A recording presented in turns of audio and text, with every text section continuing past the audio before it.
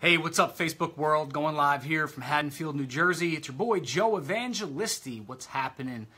I wanted to check in with you real quick. I just had a meeting with one of my executives in my office here, and great conversation came up and wanted to... Jason, what's up, man?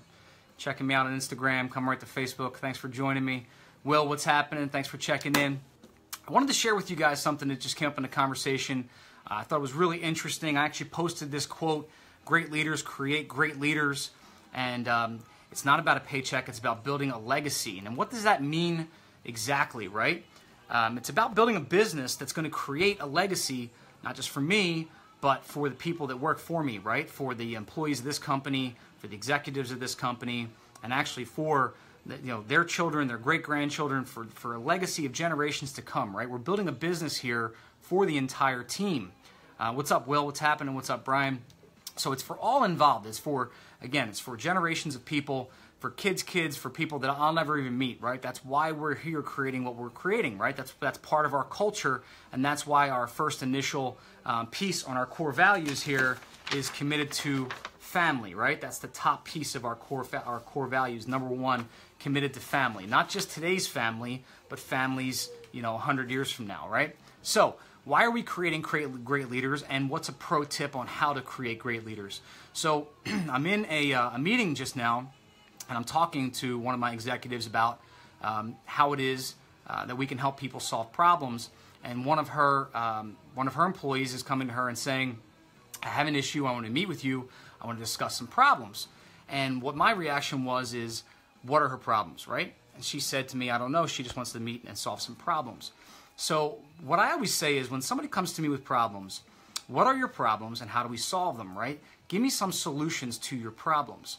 Now, as leaders, what the challenge is, a lot of times, what we want to do is we want to be kind of like parents, and we want to just solve the problems for them, right? That's our first initial gut reaction.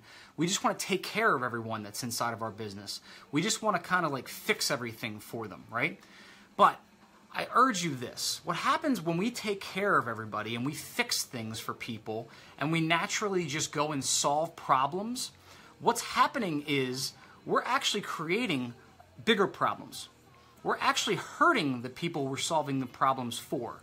And the reason we're doing that and the way we're doing that is we're not giving them the opportunity to learn, to grow, to become solution providers, and to solve their own problems, right? So I want you to think about this. Those of you that are business owners, those of you that are maybe self-employed or maybe just have a few employees, or maybe those of you that have 100 employees, I don't know. But the fact is that we all got to a point because we found ways to create solutions. We found ways to solve problems. We were handed problems and we fixed them, right? We are solution providers. And most of the time, no one provided solutions for us if we've grown businesses, right? So for us to turn around and provide solutions and provide problem solving for our employees, we're taking away the ability for them to become great leaders. We're taking away the ability for them to solve problems, right? So they come to us now, they give us their problems, and we say, here's a solution. Here's the fix, right?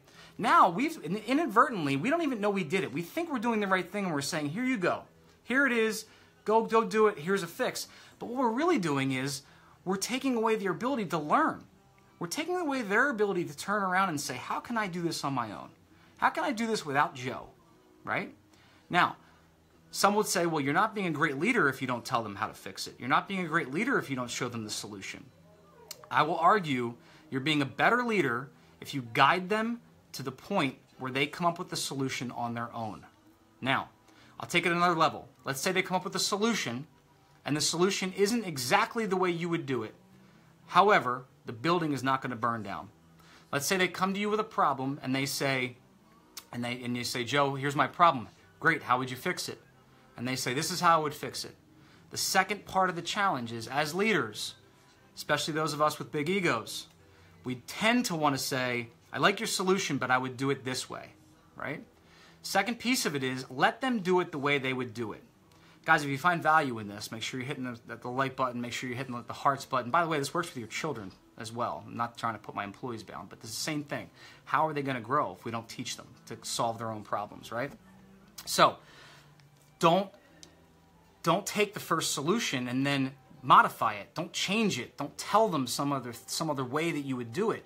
If they have a solution and it's not going to burn the building down and they've given you something to go with, let them do it. Let them do it their way. Maybe they're going to hit a couple bumps along the road. Maybe you already foresee some issues that may arise.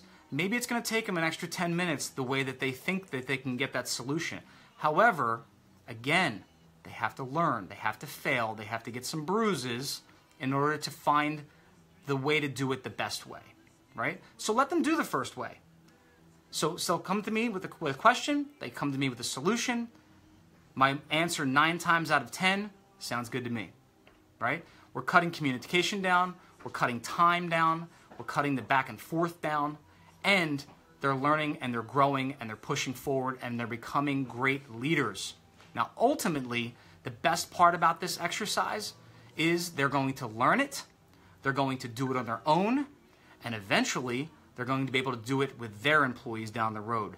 And 150 years, 350 years, 1,000 years from now, when the Evangelisti Companies is still standing and no one knows who I am or any of my family, and who is Evangelisti and why is his name on all these buildings, they're going to say, this is the great strategy that he handed down, and this is why we do what we do.